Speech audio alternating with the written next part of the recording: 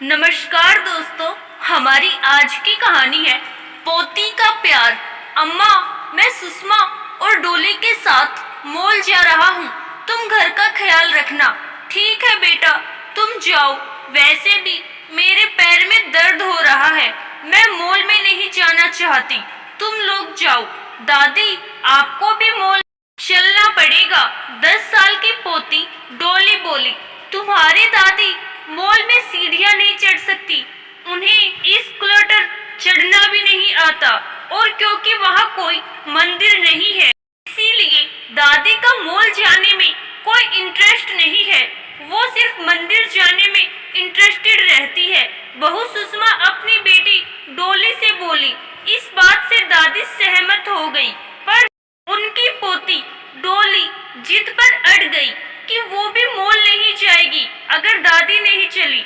यद्यपि दादी कह चुकी थी कि वो मॉल जाने में इंटरेस्टेड नहीं है, अंत में 10 साल की पोती के सामने दादी की नहीं चली और वो भी साथ जाने को तैयार हो गई, जिस पर पोती डोली बहुत खुश हो गई। पिता ने सबको तैयार हो जाने को कहा। इससे पहले कि मम्मी पापा तैयार होते, सबसे बुजुर्ग दादी और सबसे छोटी लड़की तैयार हो गए। पोती दादी को बालकनी में ले गई और पोती ने 1 फीट की दूरी से 2 लकीर चाक से बना दी। पोती ने दादी से कहा कि ये एक गेम है और आपको एक पक्षी की तरह एक्टिंग करनी है।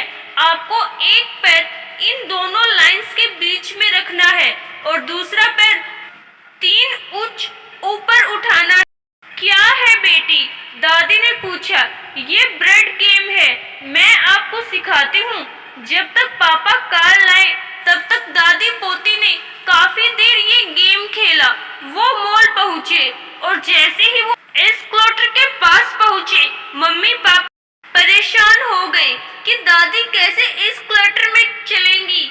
पर मम्मी पापा आश्चर्यचकित रह गए जब उन्होंने देखा कि दादी आराम से एस्केलेटर में सीढ़ियां चढ़ रही थी, और बल्कि पोती दादी एस्केलेटर में बार बार ऊपर नीचे जाकर खूब मजे ले रहे थे।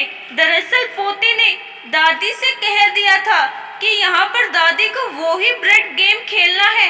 दादी ने अपना दाया पैर उठाना है और एक चलती हुई सीढ़ी पर रखना है और फिर बाया पैर 3 इंच उठाकर चलती हुई अगली सीढ़ी पर रखना है।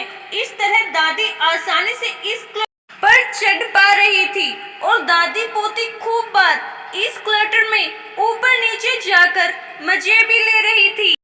उसके बाद वो पिक्चर हॉल गए, जहां अंदर ठंडा था, तो पोती ने चेहरे पर एक शरारतपूर्ण मुस्कान के साथ अपने बैग से एक शॉल निकालकर दादी को उड़ा दिया कि वो पहले से तैयारी के साथ आई थी।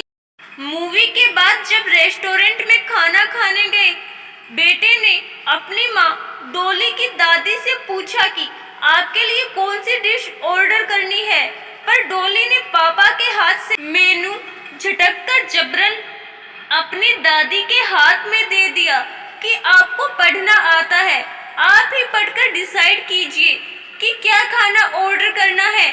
दादी ने मुस्कुराते हुए आइटम्स फाइनल किए कि क्या ऑर्डर करना है। खाने के बाद दादी और पोती ने वीडियो गेम्स खेले जो घर में वो पहले ही खेलते थे।